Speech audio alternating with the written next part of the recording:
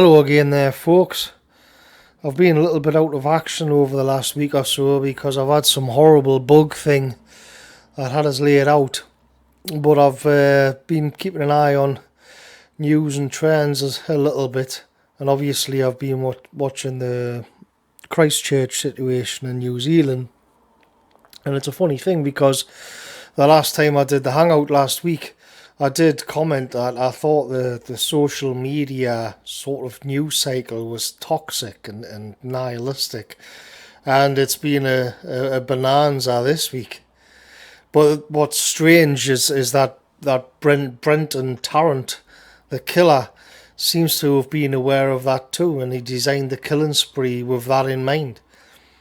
Everything seemed to wrapped up in a self-conscious irony, a woke take on the so-called culture wars, with a nod and wink to the lads back on the message boards. But the bullets were real. The woman lying crying out for help in the street and then being shot through the back of the head was real. Well, then again, it's probably just a meme now. And I wonder, is this how Europeans are going to justify to themselves carrying out acts of barbarism? Smother everything with a postmodernist coating so it can be abstracted and you can have the true nature of the act itself sort of played down and removed a few times. Make everything ironic, make everything a meme. I don't like it, to be honest. At any rate, but I can get into that another time. At any rate, what we see now, of course, as was predicted and willed by Tarrant, is the act itself becoming a political football, and each side is looking to score a point or defend themselves against the attacks of their enemies. But really, this is what I got into last week. The news cycle is redundant. It's all just background noise.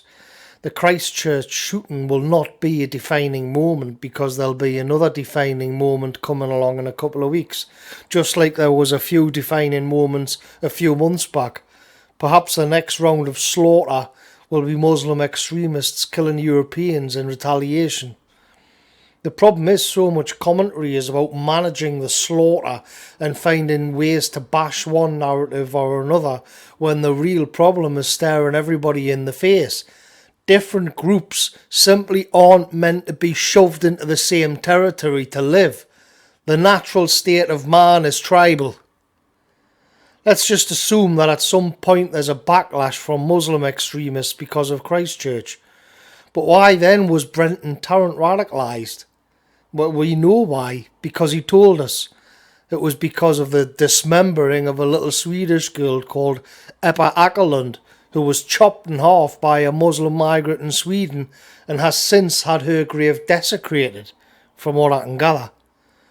According to liberal orthodoxy, though, there's no reason for Tarrant to be traumatised by what happened to a Swedish girl on the other side of the planet, because she's just an individual he never knew.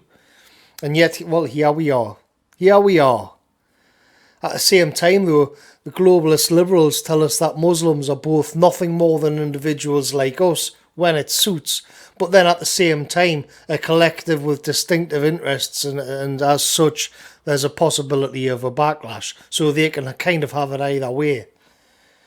What we see unfolding before our eyes is a tit-for-tat escalation and blood feud, and you can argue and bicker over whether this side or that side should own this particular round of carnage. Maybe you'll be the one to deliver that savage Twitter own on Paul Joseph Watson or Owen Jones, depending on your politics.